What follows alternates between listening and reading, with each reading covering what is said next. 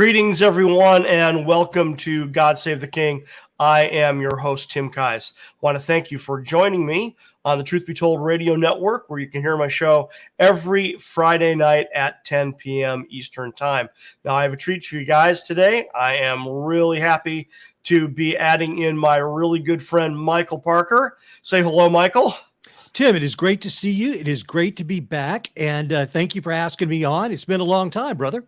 Yeah, it's been a little too long, but it's always good to have you back in the chair.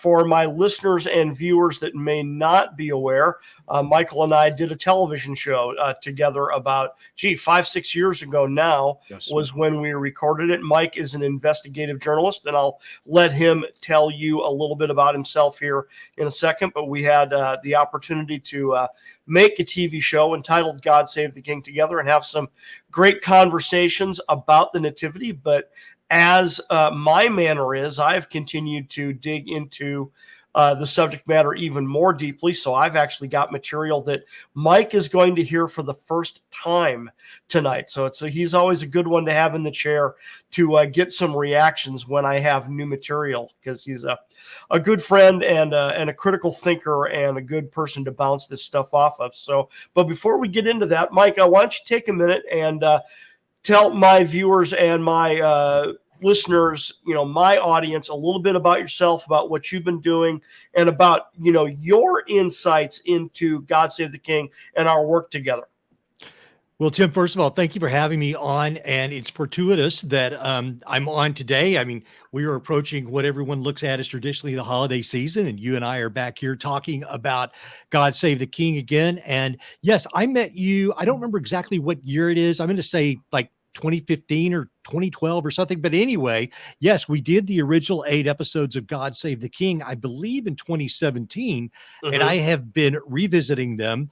And it's funny because I grew up Methodist, and I grew up with a traditional religious background, and I am a seeker. I'm curious about many things. And when I heard from you this information about the actual date of Jesus Christ's birth not being December 25th, it was the first time that I'd ever heard such a thing. So I was fascinated by the information. And of course, the Magi, everybody loves that portion of the story. And I have long been fascinated with the stars and space and man's place in the universe, how we got here, where we're going. So all of this appealed to me on a very deep level. So, what I have done in revisiting God Save the King is I have taken those first 4 episodes and condensed it down into, believe it or not, 1 hour, which I have just dropped as a podcast this past week. It just came out yesterday. For those of you who enjoy podcasting, I hope that you will come listen. It's called Michael Parker Media.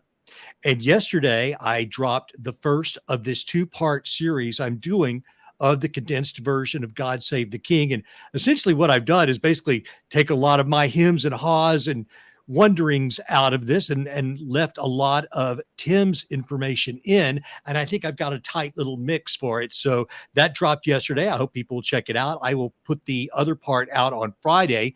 And then our conversation today, Tim is going to get me up to speed on some additional research that he's done.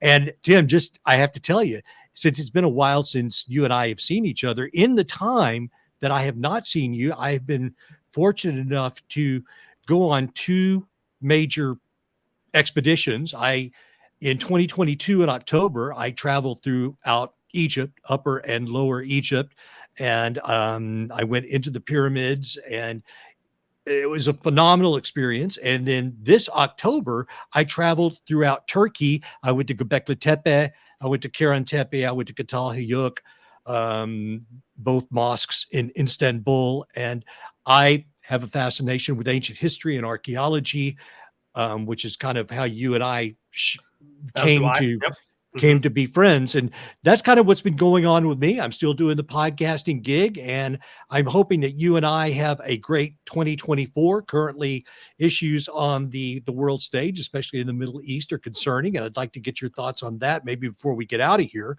But that's what's been going on with me. Michael Parker Media, folks, check it out, the podcast. Yeah, cool. Well, we might have to do part 2 next week. We'll see, because I'm sure you and I, as our manner is, you and I could go on for a long time about a lot of different things.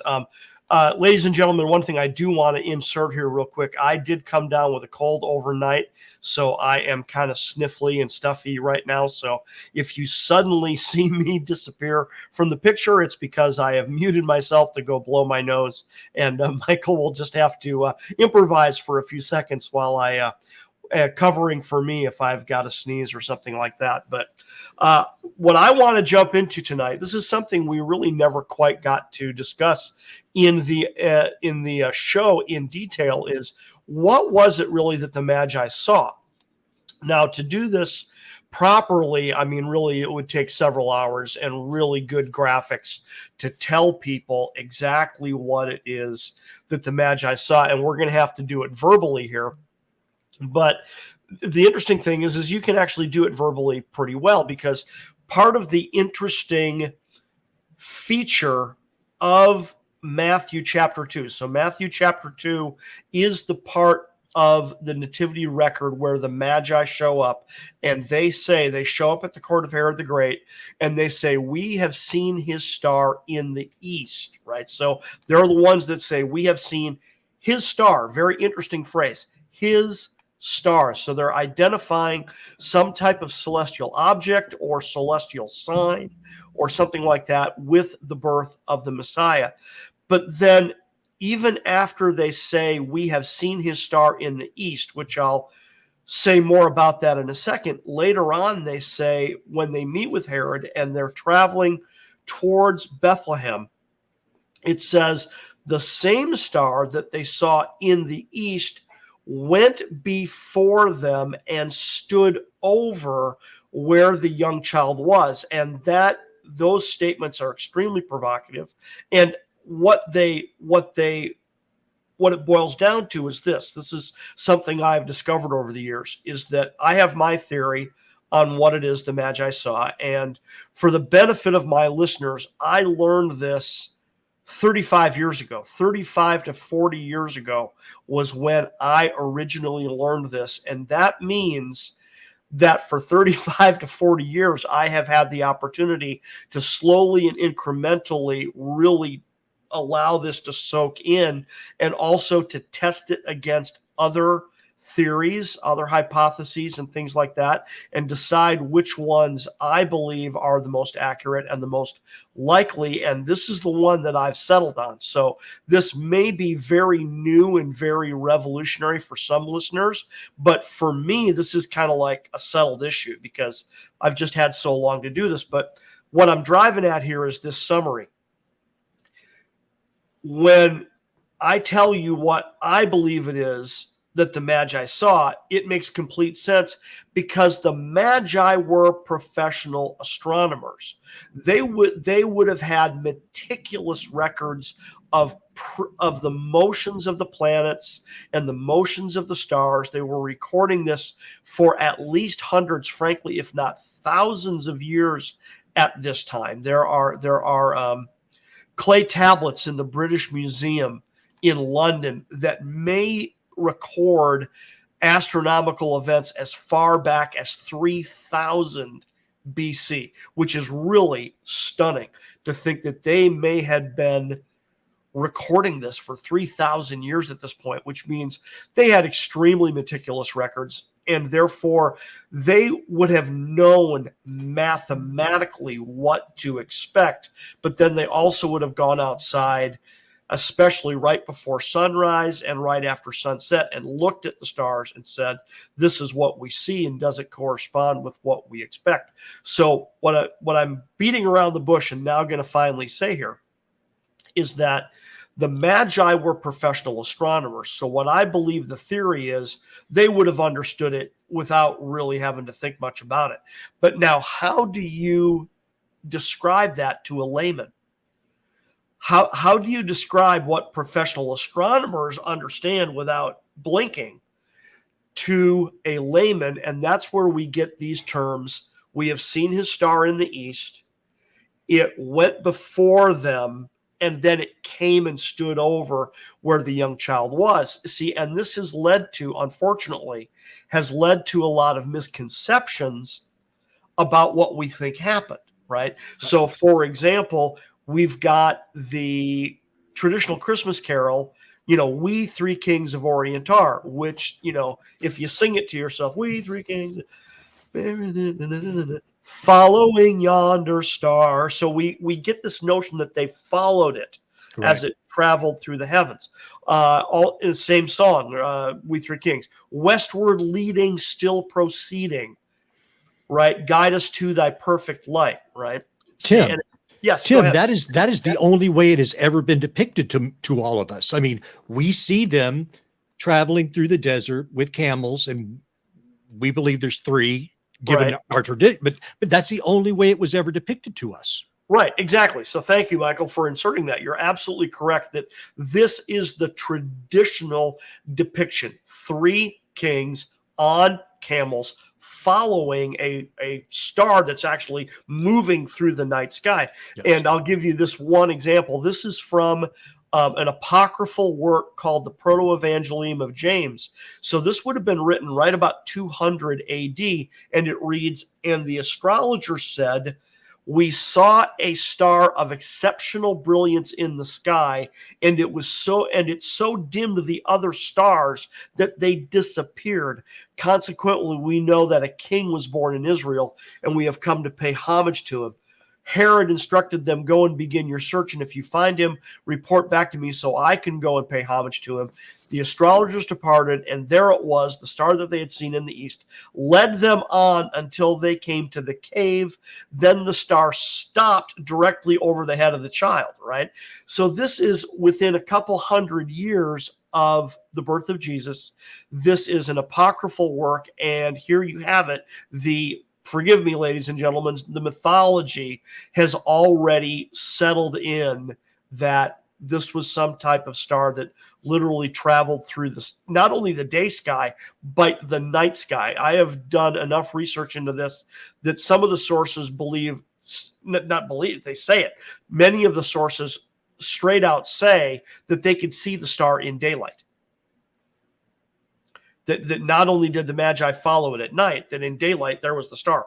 Oh, we have to go there, and here we go, and we follow it. So, but what I'm here to tell you, ladies and gentlemen, is that this was actually, and to me, and Michael, you can chime in here, this is actually standard orbital mechanics of a superior planet. Okay, and I'll explain what that means. But in my opinion, that actually makes it more stunning, not less. Not that it had to be some miraculous star or supernatural thing. It was the standard orbital mechanics, frankly, of the planet Jupiter, but then punctuated by heliacal risings, heliacal settings, eclipses, context. And so, if I may add something to this, I think that people, please, especially in we take the night sky for granted. We take stars and the universe, the galaxies for granted. And I live in Los Angeles, where we have so much light pollution. When I walk out in the backyard sometimes and I see a bright light, I get out my iPhone with my apps, and sure enough, it's Venus or it's Jupiter or something like that.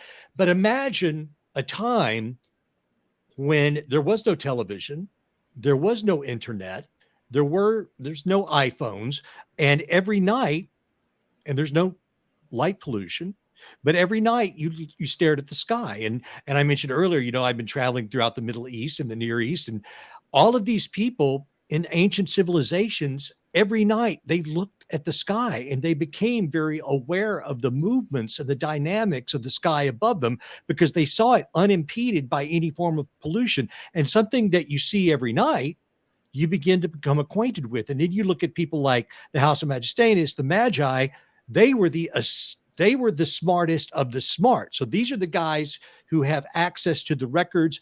And getting back to your point about this being Jupiter and it being context, they saw all of this within the context of what they were used to, and they were seeing something that was unusual to them, which was a clear significance that something was going on. And I will let you continue to tell the story, but I just want to throw that in there because I think that we forget how beautiful the night sky is and what it meant to the ancient peoples who saw it with their full attention. Yeah, right. So now just because I know the trivia, I have to go there for a second. Did you know that there's a pretty massive astronomy club that meets at Pine Mountain, north of Los Angeles? Does not surprise me, and I'm glad to hear that.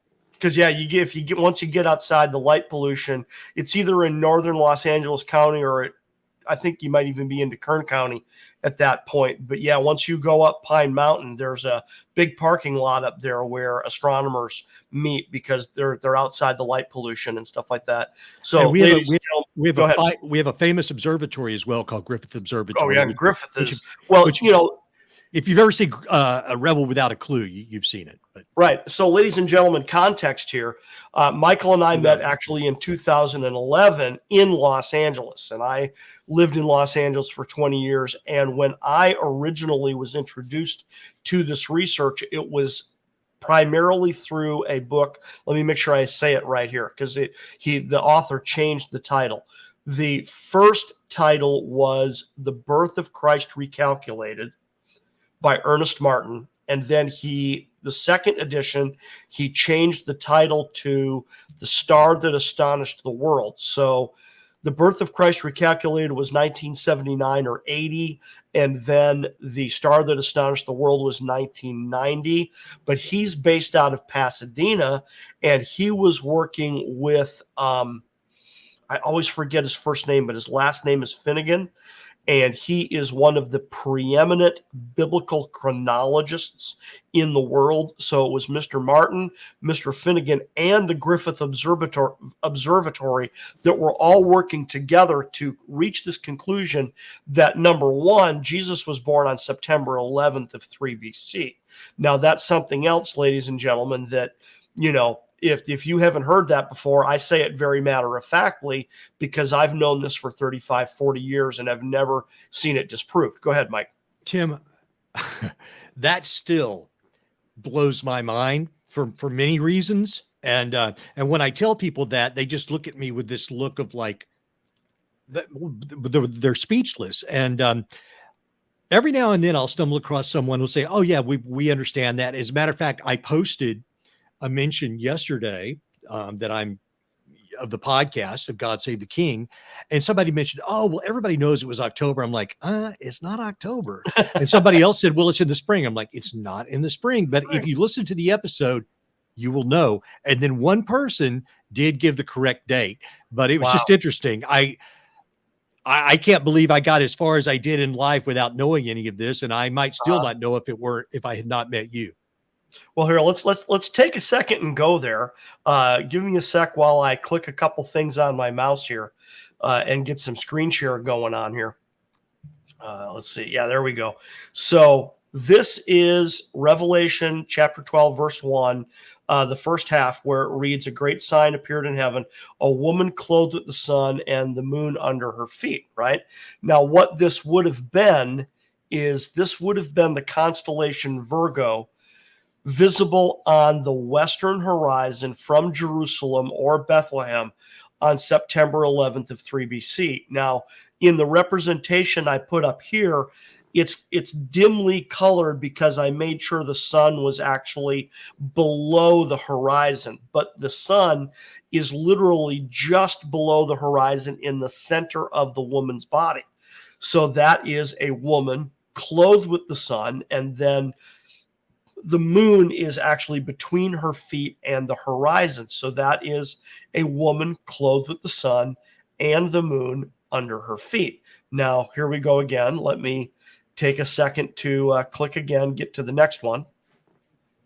So now we go to the second half of the same verse reads, A great sign appeared in heaven, a woman clothed with the sun and the moon under her feet, and on her head a crown of 12 stars. Well, this would have been visible the following morning.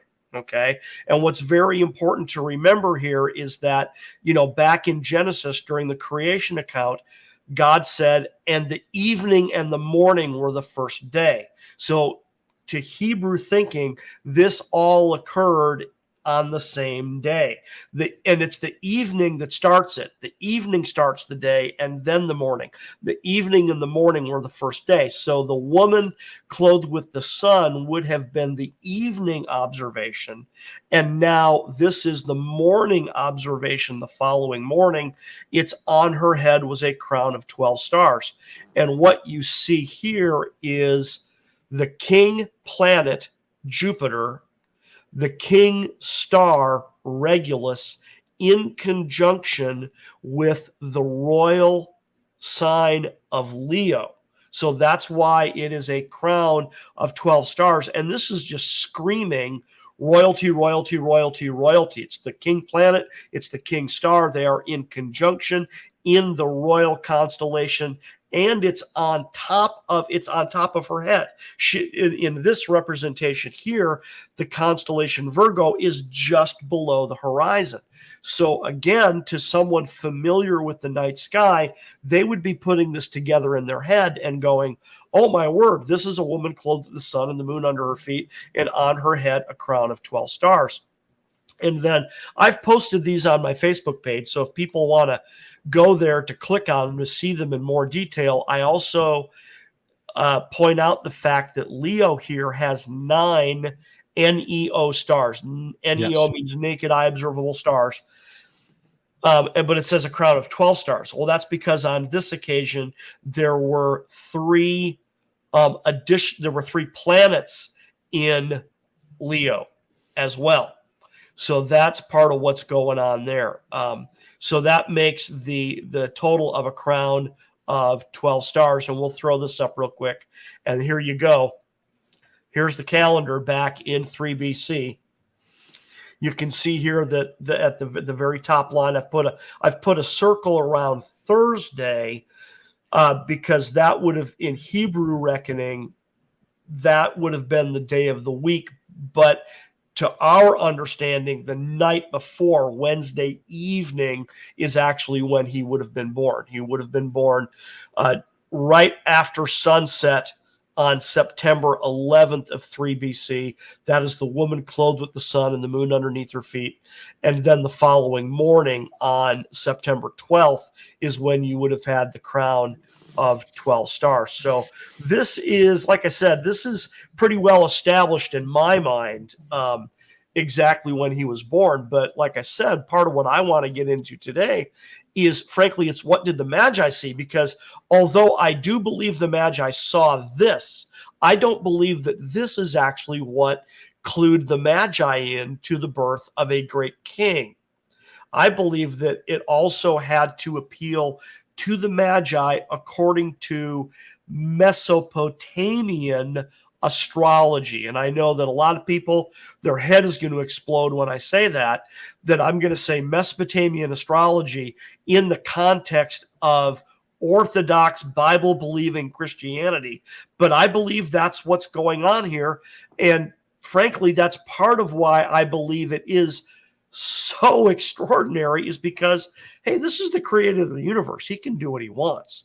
And he managed to get a message to non-Jewish, Parthian magistrates and magnates 600 miles to the east, and they were observing the stars, and they saw something that made them go, oh my word, what just happened here? And they reached this conclusion that a great king had to have been born, and it was so significant that they had to do something about it, which is they had to put together a royal entourage, a royal ambassadorial entourage, and travel 600 miles. Actually, what did I put in the notes, Mike? 780 or something. It was a large number.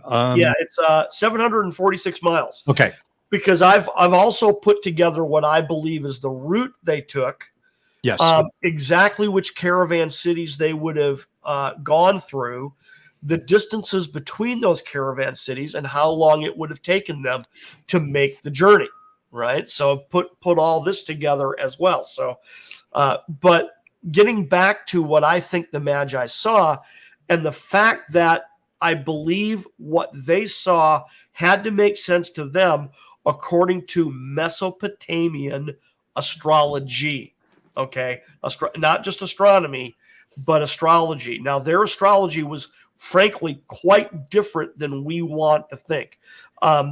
Horoscopes, for example, barely existed at this point in time.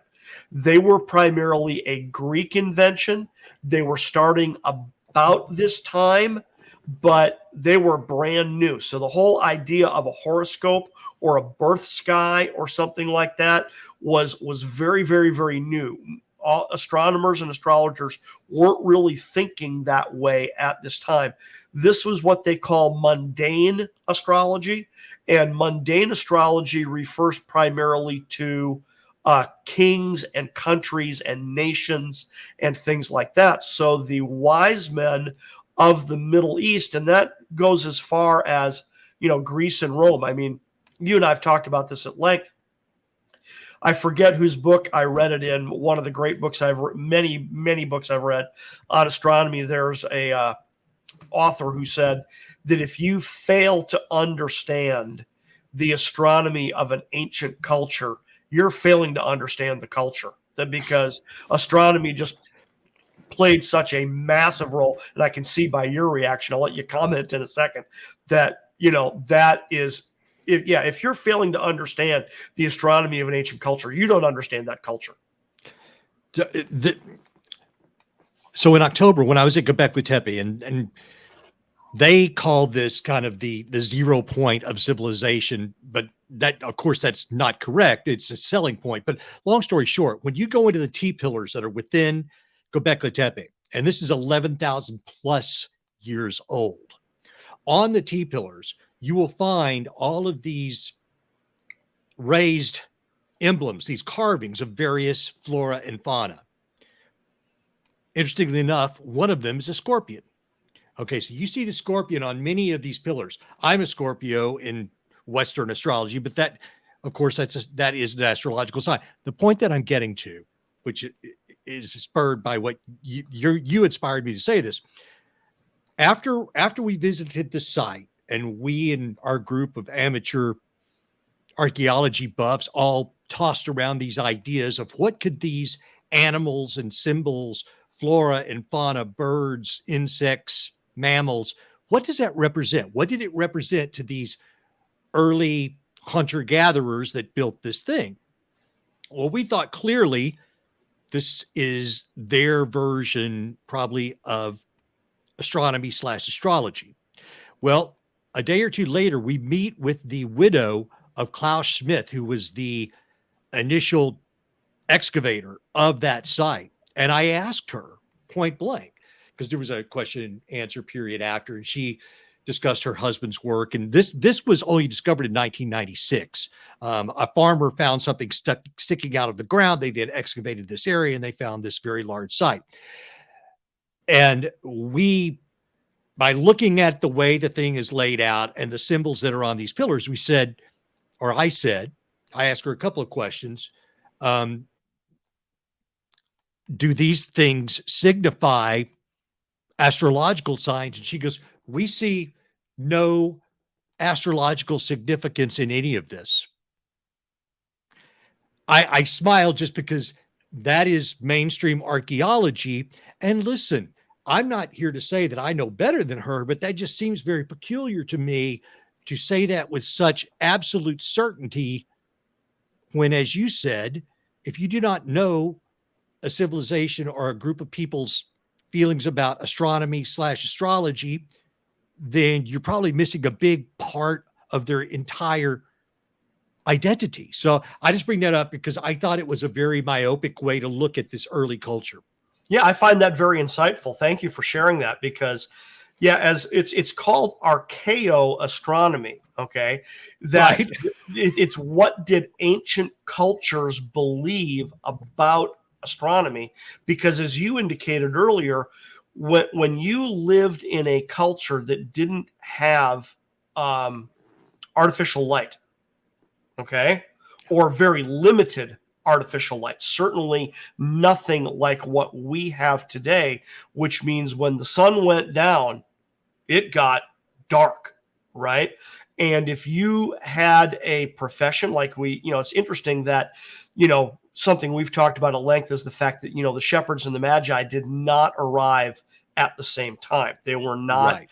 at the nativity at the same time. The shepherds were there at his birth. The Magi arrived 15 months later. But if you think about the shepherds probably would have been pretty darn familiar with the night sky simply from exposure.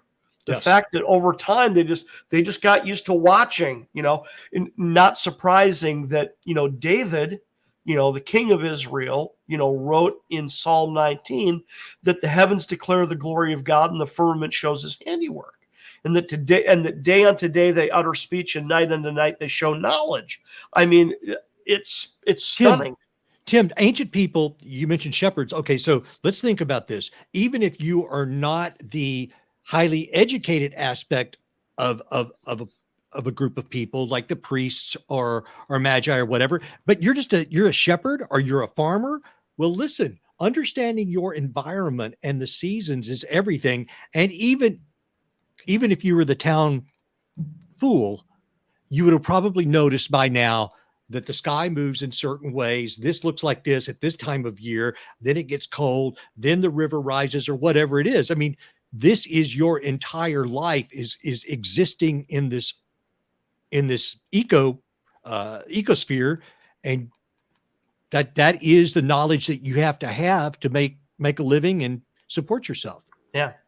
No question. Well, like I said, thank you for sharing that incident. I find that very provocative that someone would have said, yeah, we find no connection when everything I have seen in all of this research is that, I completely agree with that author whose name Aveni, as I think is his last name, who said, if you miss what an ancient culture believed about astronomy, then you're missing it. Because It's very interesting that, that not only am I talking about Mesopotamian astrology, but, we could go on and on about Judean astronomy and even Roman astronomy, because they're all tied together here. But let's get back to talking about what it is I believe the Magi saw. And what I believe the Magi saw was it really was the standard sidereal movement of the planet Jupiter, but punctuated by all these amazing events. Now, for the uninitiated here, sidereal means the length of time that a celestial object goes through its cycle, through one rotation. Okay, that doesn't mean it's a year. Okay, so the sidereal rotation of the Earth is a year, right? In other words, the time it takes the Earth to go around the sun is 365 days. But the sidereal motion of Jupiter is 399 days. So sidereal means it's the time it takes it to go around the sun. Basically, the sidereal rotation of Venus, I forget, is 200 and something, I think, 244 days or something like that. So we're talking about the planet Jupiter. And then something that was extremely important to Mesopotamian celestial observers is what was extremely important to them, which is what is known as the heliacal rising of a planet. Now, again, for the uninitiated, what that means, the heliacal rising of a planet is when in that standard rotation, the planet is now very close to the sun. Okay, so sun in Greek is helios, so therefore it's heliacal, right? The heliacal rising. So you got to picture this in your mind for a second. When that planet is very, very close to the sun, you can't see it at all because the sun's just too bright. So when the sun and Jupiter are like right on top of each other, you can't see Jupiter at all, right? But now as the two rotations move over a matter of several days, Jupiter will now start to separate from the sun, right? Now it's still in the glare of the sun, okay, for several days. And then finally, there's going to come a day where Jupiter is going to pop up above the horizon just far enough away from the sun's glare that you're going to see it by itself for, and I have to confess, I don't know for how long. I don't know if it's for a few seconds or a few minutes. I think it's for a few minutes. I don't think it's for only a few seconds. I think it's for a few minutes, but I don't think it's very long. I don't think it's longer than maybe a minute or two or three that they can see it, and then the sun comes right up behind it again and obscures it from view. That's the heliacal rising of a planet. And the Mesopotamian celestial observers, they had meticulously tracked the heliacal rising of the planets for thousands of years. All right. I mean, we have the Venus tablet of Amisaduca, which is on display in the British Museum in London, which you can, when you decipher it, when you read the cuneiform text and translate what it says, we know that that's from 1500 BC. So that means for 15 centuries, they'd been tracking Venus. Well, that also means for 15 centuries minimum, they'd been tracking Jupiter as well. And since Jupiter is the king planet, right, they're paying attention because according to mundane astronomy, that is telling them something about the king. That's the point. They're going to be watching the king planet because, okay, well, what does that tell us about the king? Well, on this particular occasion, it's not only the king planet, but it's in conjunction with the king star in the royal constellation. Now, just to give you a quick hint, if you go a year before or a year after, that doesn't happen, right? So, because the heliacal rising of Jupiter in Leo in conjunction with Regulus occurred on July 29th of 3 BC. In June of 4 BC is when you would have had the heliacal rising of Jupiter, and that it didn't happen. And then in September of 2 BC, because of the 399 days, right? In September of 2 BC, with the heliacal rising of Jupiter, it didn't happen again, right? Because according to ancient astronomers and astrologers, if the sun and the planet are in the same sign, then that makes for a tremendous omen. If the sun and the planet are not in the same sign, then the omen means nothing. And that's what would have happened the year before and the year after. So that's why I'm another reason, once again, why I am stuck on 3 BC. So number one, you've got the heliacal rising. Then number two, with any what's called a superior planet. Now, a superior planet means a planet that is further away from the sun than the Earth. The inferior planets are that's Mercury and Venus, and then the superior planets are Mars, Jupiter, and Saturn, right? And Uranus and Neptune, but those are not naked eye observable. So, but something very interesting happens with the superior planets.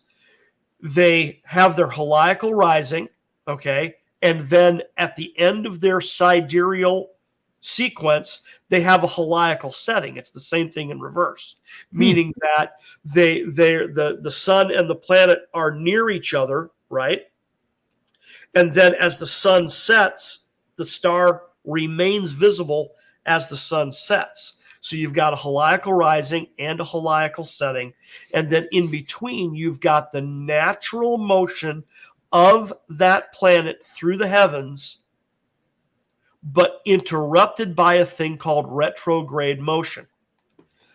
Now, again, for the uninitiated now, this is actually going to work to our benefit. Ready for this?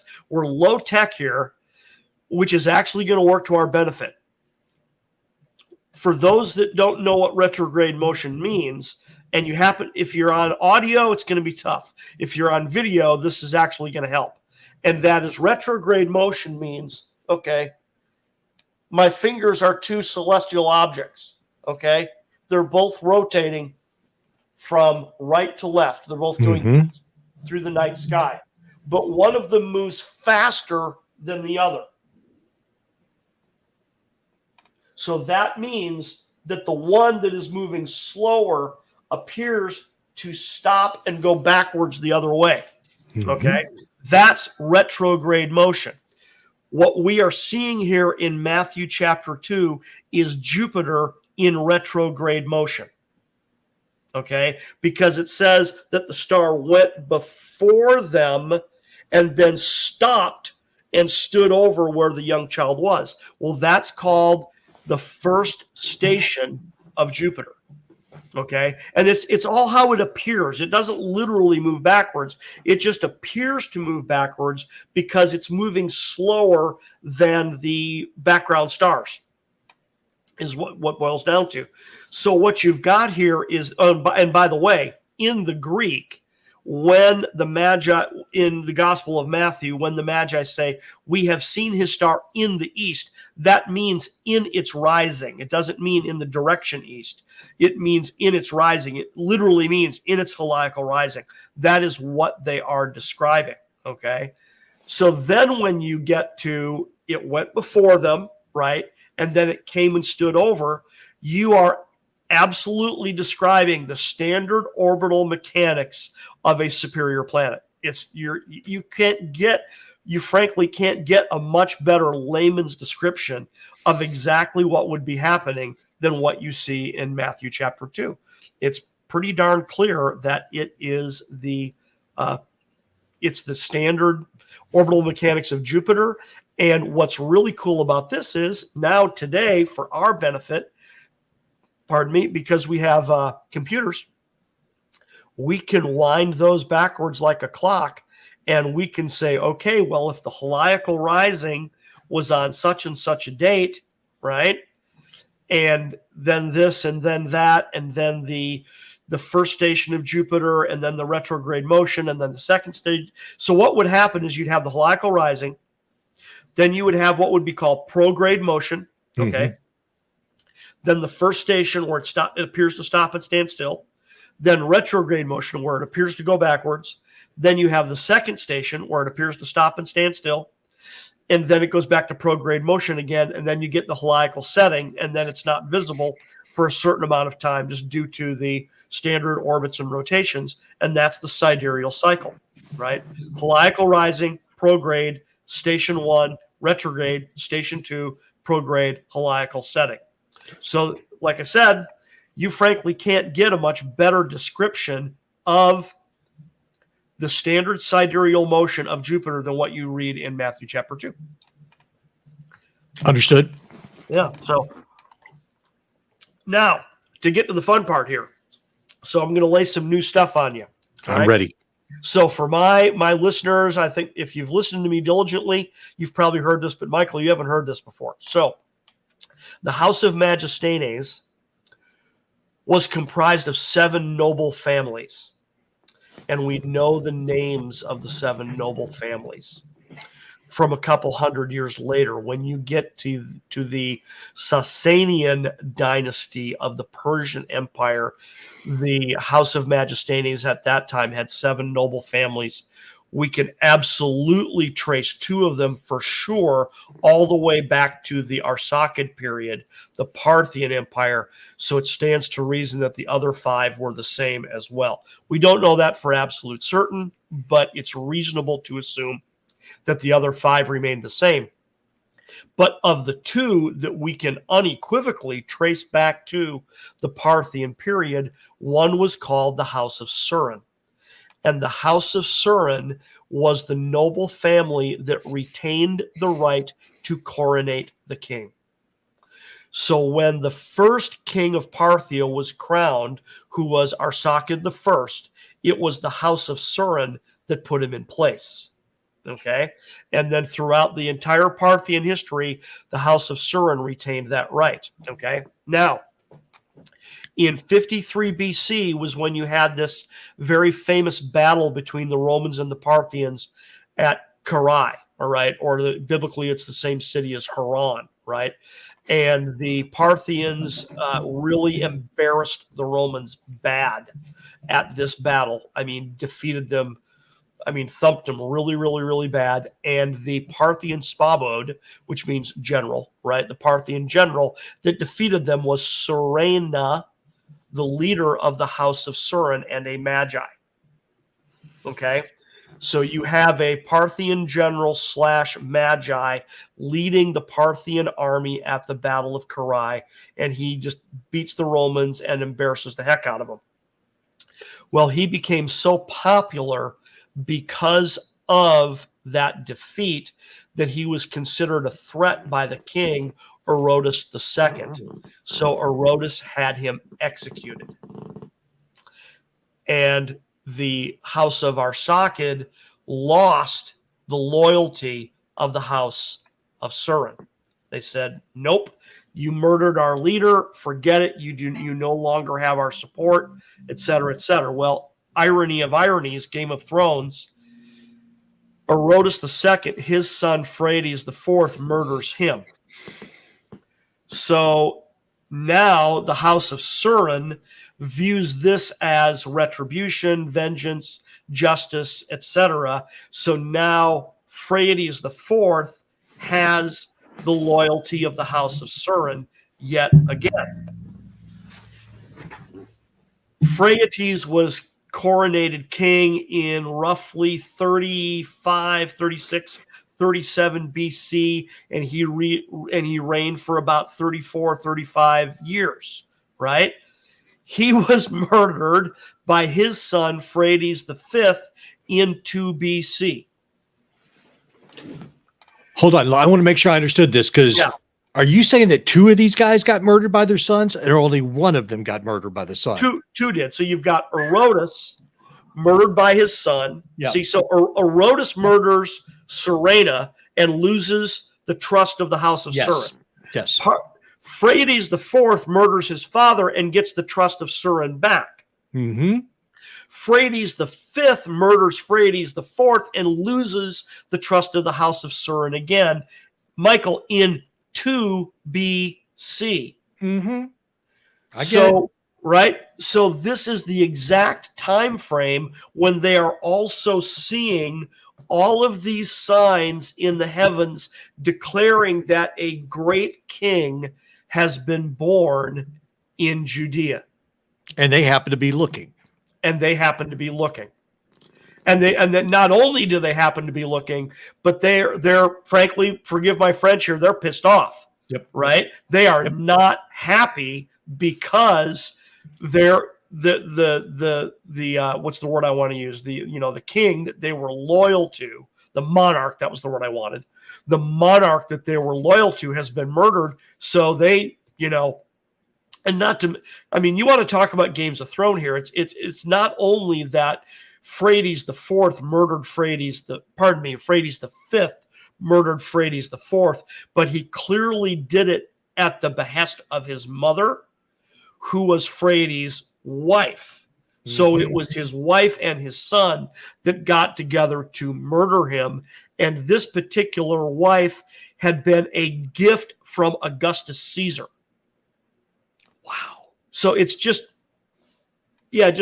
mind-blowing, the intrigue and the fact that, when as you and I have talked about so many times, when I introduce this subject matter to you, this is so different than the quaint little nativity story that we are used to. So now, go ahead. You want to say something? Well, it makes the whole context of this, when Jesus Christ is born, the fact that these people, Herod, the Magi, well, Herod doesn't know who he is, but he's fierce. All of this additional context makes all of this make more sense. You say in the original series, and it's in the podcast, it's more plausible, it's more rational, and it's more interesting. Yeah.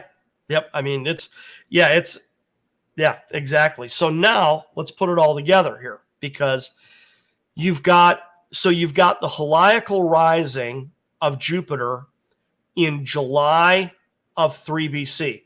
Now, something that we haven't talked about and we don't have time to go into detail, I'll just mention it in summary, is that this begins a sequence of events. It's not a singular event. This begins a sequence of 8, 10, 12 different celestial events, all involving the planet Jupiter in conjunction with the star Regulus in Leo, with heliacal risings, heliacal settings, eclipses, conjunctions, and all kinds of stuff. So it is an unprecedented series of celestial events that last for 15 months. Tim, they had never seen this series of events ever. Correct. That's what sets this apart. Yep. Is that, and even the heliacal rising in and of itself, I think there's the possibility that it had never been witnessed by human eyes before. I'm not saying it didn't occur before, because mathematically it's possible that the heliacal rising of Jupiter in conjunction with Regulus in Leo, it's mathematically possible, but it would have been something along the lines of 3,000 years earlier, right? Mm-hmm. Therefore, the likelihood that in and of itself was an unprecedented event is pretty high, right? And then absolutely unprecedented is the fact that it led into a series of 8, 10, or 12 celestial events, all condensed into about a 15-month period of time. See, and that's what would have just absolutely blown them away, is that it was just, there's this event, then there's this one, then there's this one, then this one, and this, and it's king planet, king star, heliacal. There are celestial and terrestrial events occurring that were unprecedented and clearly pointed to a momentous event occurring. Right, absolutely. So after this series of events gets their attention and they discuss it, and their king is murdered, and they are considering, what do we do about, because Phraates V had installed himself as the new king, but they're thinking, okay, not so much, right? So they're considering, well, what about a new king? What about a different king, right? And they see these celestial signs that send them looking, right? There is an historical record. Here we go. We've talked about this before, but this will just put it together for you. There's a historical record by Plutarch, who wrote about the Roman general Crassus, and Crassus is the one defeated by Surena at the Battle of Carrhae. That Surena, here you go, and we now know Surena was a member of the House of Magistanes. He was a Magi, right? And Surena traveled around with a military escort of 10,000 cavalry. Standard operating procedure. Standard operating, 10,000, right? So I think my original estimate is conservative, of 5,000 to 7,000 that showed up at Jerusalem. It's probably closer to 20 now that I'm thinking about it. That is not inconspicuous. No, not inconspicuous at all, which is why Herod was greatly troubled, right? Yeah. But let's put it, we're getting down to a couple of minutes here, so let's put the final exclamation point on this, which is that heliacal rising, July of 3 BC, 15 months of unprecedented signs. They leave Ctesiphon on the Tigris in early November of 2 BC for an approximately 40-day trip that drops them to Jerusalem on, guess what? December 25th. No way. We can't say for sure, of course, but it's very possible, because then if you give them 2 or 3 days to have their public and their private meetings with Herod, it says that when they left Jerusalem to travel due south to Bethlehem, that Jupiter went before them and stood over where the young child was, and we can use an astronomy program to determine that the first station of Jupiter in 2 BC was on December 28th. That's indisputable. You know beyond a shadow of a doubt that the first station of Jupiter occurred on December 28th of 2 BC. Incredible. So the story just keeps getting richer and richer and richer. Tim, this is, I mean, to me, I'm sold. I mean, the work that you have done over decades, to me, this all makes a great deal of sense. I'm sold, brother. Yeah. Yeah, me too. Well, clearly I am. I've been after this long enough, and ladies and gentlemen, every time I turn around, I find something new that makes me more convinced, not less. More, which is, Let me just ask one quick question. Sure. This last bit about them arriving on December 25th, has anybody else ever thought of that besides you, or are you the originator of this? I don't think I'm the originator. I think a couple other people have thought that, okay. Right? Frankly, because of the station of Jupiter being on the 28th, that means, and also, see, now I've thought that I didn't have the detail yet, but I've been aware for several years now that when you contrast and compare Luke 2 and Matthew 2, the shepherds arrived on the night of his birth, but it didn't appear to create much of a commotion. Yeah. But the Magi, according to Matthew chapter 2, verse 3, created a tremendous commotion, right? Therefore, if you get 100 or 150 or 200 years down the line and you start thinking, well, gee, when was Jesus born? Well, you remember there's this thing about this really big stink in Jerusalem in the winter of 2 BC. Yep. See, so now all of a sudden it makes sense from a very different kind of sideways kind of fashion that, yeah, if the Magi arrived in December, then now it makes a whole lot of sense why we kind of drifted towards that as a potential birth date. So we got about 1 minute left here, Mike. And what do you want to add for my listeners at this point? Well, I just want to say, first of all, Tim, thank you for having me on. And ladies and gentlemen, if you want to hear the condensed version of God Save the King, I have it. I mean, Tim is giving you, what are you on, like 100+ episodes now here? Yeah. Yep.